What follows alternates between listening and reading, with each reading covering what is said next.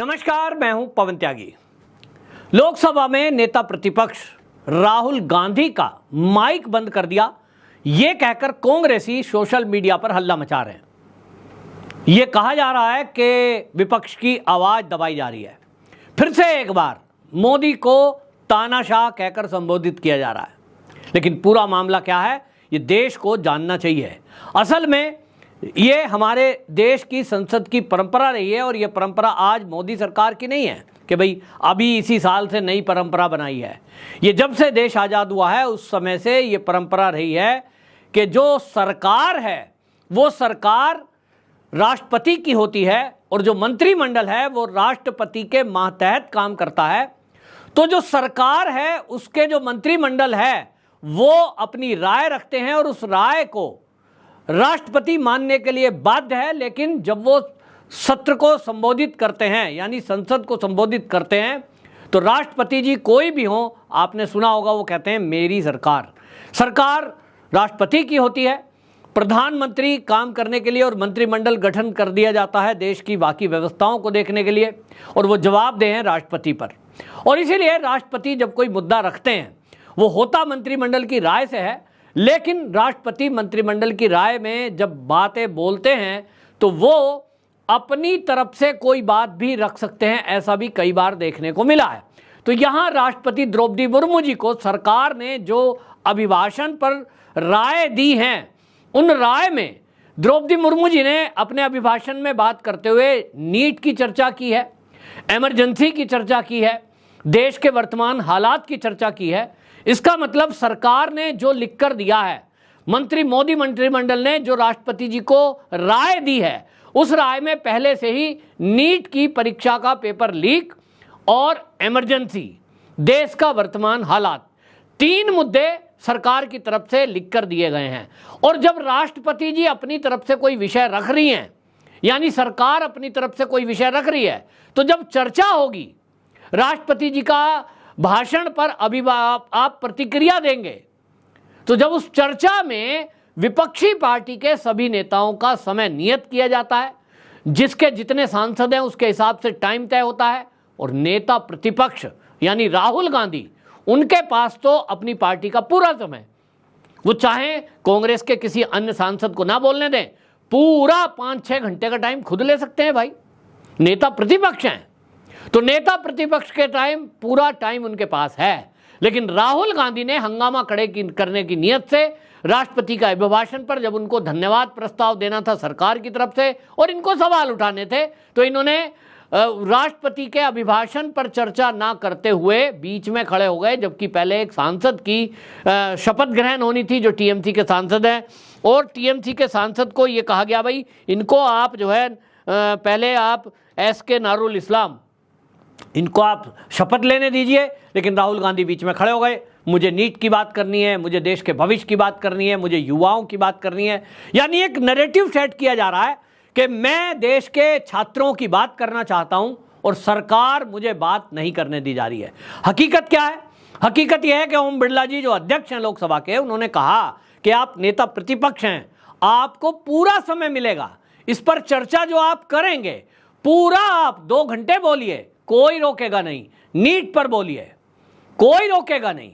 लेकिन तब जब ये प्रतिक्रिया के लिए आपको समय दिया जाए, यानी एक कर्सी है, एक नियम है, कायदा, एक कानून है कि सदन में पहले सबकी शपथ हो जाए, उसके बाद राष्ट्रपति जी के अभिभाषण पर आपको बोलना है तो 2 मिनट मुझे कुछ विषय रखना है, ऐसा नहीं है। अब आप नेता प्रतिपक्ष हैं, आप 2 घंटे बोल सकते हैं।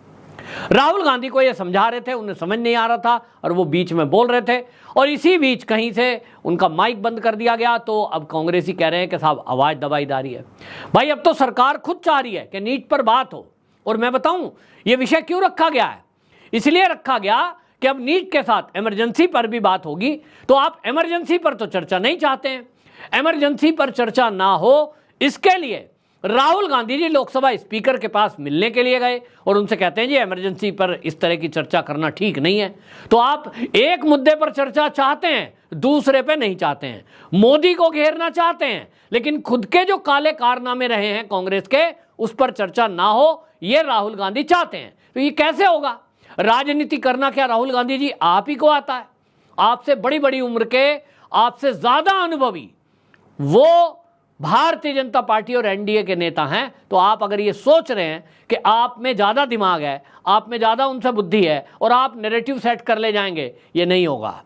आपको राष्ट्रपति के अभिभाषण पर चर्चा करनी है, उसमें नीट का विषय है।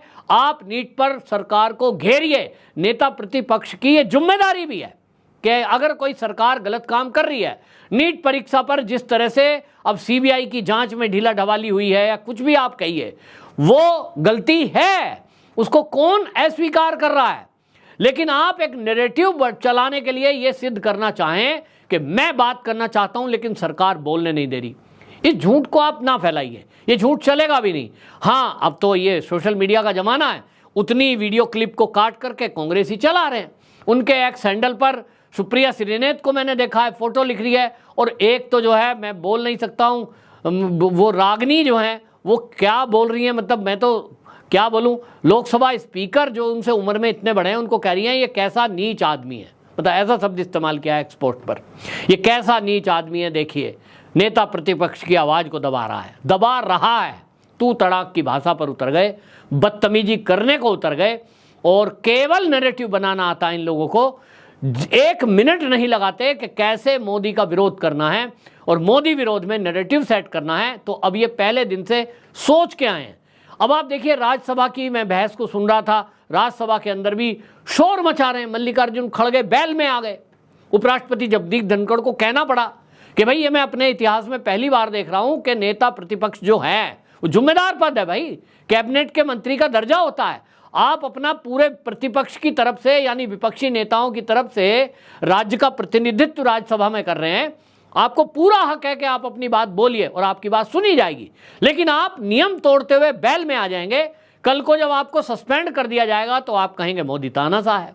यही ये चाहते हैं कि ये मोदी को तानाशाह साबित करने में लगे हुए हैं। पूरा चुनाव निकल गया, ये नैरेटिव सेट नहीं कर पाए, और इनको लगता है कि ये इस बार फिर जब सरकार अपना काम शुरू करे तो इनको पता है कि इसमें कोई नियम कायदा कानून या कोई नया प्रस्ताव तो है नहीं, कोई ऐसा संविधान संशोधन का विषय इस समय है नहीं। इनको लग रहा है कि इसमें हम एक नैरेटिव बना ले जाएं तो शोर मचाएं, खूब हल्ला काटें, सदन को ना चलने दें।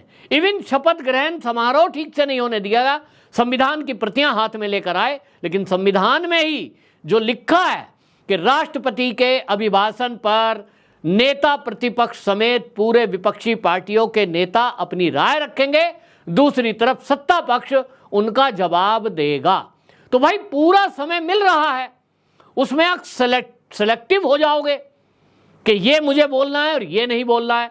कब बोलना है ये आप तय नहीं करेंगे, कब बोलना है ये लोकसभा स्पीकर का अधिकार है। लोकसभा स्पीकर जब जिसको समय देगा उसी समय उनको बोलना है। तो कुल मिलाकर के ये जो चर्चा है इसमें इस तरह की बातें बोलना चाहते थे।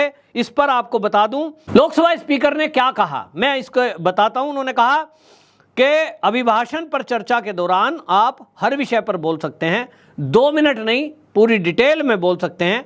आप नेता प्रतिपक्ष हैं, लेकिन संसदीय मर्यादाओं का ध्यान रखें, उनका पालन आपको करना पड़ेगा। संविधान की रक्षा का मुद्दा है, ये संविधान की मुद्दा लेकर के आए थे, संविधान की कॉपी हाथ में लेकर आए थे। इनको उम्मीद थी कि हम मोदी को घेरेंगे, पहली बार फोटो शूट होंगी, हमने संविधान हाथ में रखा हुआ है, उस पर ये गिर गए। क्योंकि भारतीय जनता पार्टी की तरफ से जो आईटी सेल है इस बार अग्रेसिव मोड में दिखाई दिया, और सोशल मीडिया समेत मीडिया में ये मुद्दा उठाया गया कि जिस संविधान की रक्षा के लिए आज ये नेता विपक्षी पार्टी के इकट्ठा होकर संविधान की कॉपी हाथ में लेके आ रहे हैं, सबसे ज़्यादा संविधान को जो कुचला गया, दबाया गया, वो तो कांग्रेस के कार्यकाल में दबाया गया। जवाहरलाल नेहरू, इंदिरा गांधी, राजीव गांधी और इवन 7 बार मनमोहन सिंह की सरकार में संविधान में बदलाव किए गए। तो किस मुंह से बात कर रहे हैं। और फिर इमरजेंसी की चर्चा हो गई। इमरजेंसी की चर्चा में लोकसभा स्पीकर ने चर्चा कर दी, फिर उपराष्ट्रपति जगदीप धनखड़ जी ने कर दी, फिर राष्ट्रपति जी ने कर दी। तो ये पूरी तरह बौखला गए कि अब तो इनकी पूरी पोल पट्टी खुलेगी, और इमरजेंसी पर जब बात होगी तो ये पूरी दुनिया जानेगी कि जिस मोदी को ये तानाशाह बता रहे हैं, असली तानाशाह यदि हिटलर के बाद कोई हुआ है दुनिया में तो वो कौन हुआ है, ये लोग जान पाएंगे। और इसी चर्चा से भागने के लिए कांग्रेस के नेता ये हंगामा कर रहे हैं। उनको लगता है कि इसमें हम जो है किसी तरह से या तो ये सस्पेंड कर दिए जाएं तो हमें बहाना मिल जाएगा, वरना ये चर्चा से तो भागने की तैयारी पूरी कर ही चुके हैं। लेकिन इंडी गठबंधन इस समय पूरी तरह असहज स्थिति में है। जिस तरह से हमने देखा कि जब वॉकआउट कांग्रेस कर रही थी तो समाजवादी पार्टी के जो सांसद है वो कभी खड़े होते थे, कभी बैठते थे, क्योंकि उनको समझ नहीं आया कि वो कांग्रेस के साथ जाएं या कांग्रेस के विरोध में जाएं। अब जब इमरजेंसी पे चर्चा होगी तो ये देखने लायक बात होगी कि जो इंडी गठबंधन के नेता हैं उनमें जो सहयोगी पार्टियां हैं, जिसमें टीएमसी भी है, जिसमें वामपंथी भी है, जिसमें समाजवादी पार्टी भी है, इनके नेता अखिलेश यादव के तो पिता मुलायम सिंह यादव को जेल में डाल दिया था इंदिरा गांधी ने, और आरजेडी के नेता, ये देखने लायक बात होगी कि वो किसका पक्ष लेंगे।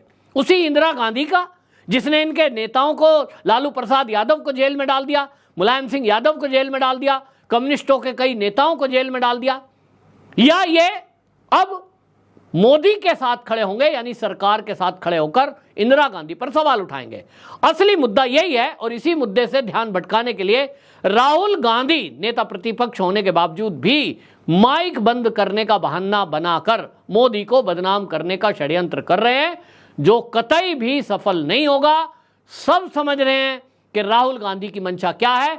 अब मजा उस दिन आएगा जिस दिन संसद में सरकार की तरफ से इमरजेंसी पर चर्चा होगी, और जैसा मैंने कहा सबसे ज्यादा असमंजस में अगर कोई होगा उस समय तो ये इंडी गठबंधन के वो सहयोगी दल होंगे जो राहुल गांधी के पीछे खड़े हैं। उनके सामने सबसे बड़ा धर्म संकट होगा। देखते हैं क्या होता है। बहरहाल सरकार फ्रंट फुट पर खेलती हुई नजर आ रही है और ये देखकर पूरे देश में कम से कम लोग खुश हैं।